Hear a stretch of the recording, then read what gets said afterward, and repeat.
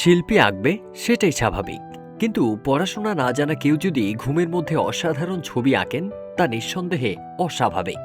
শুনে গল্প মনে হলেও এটাই বাস্তব।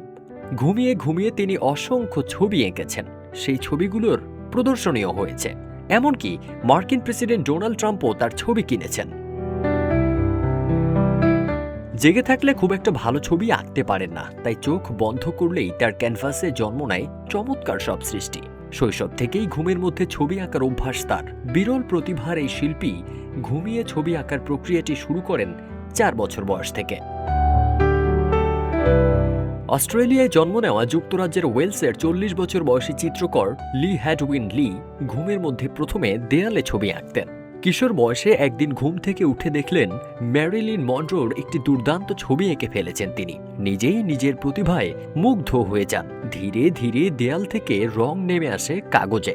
আজ পর্যন্ত এভাবে তিনি প্রায় 600 ছবি এঁকেছেন, কামিয়েছেন কোটি কোটি টাকা।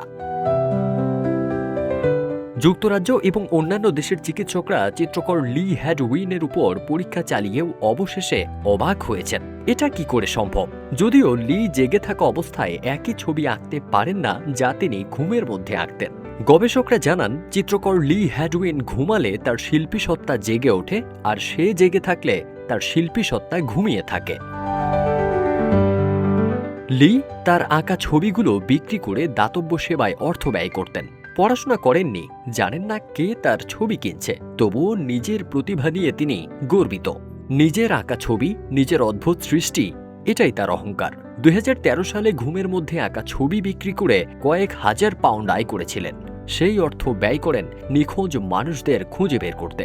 শিল্প ও মানবিক কাজ দুটোর মিলনেই যেন লির জীবন।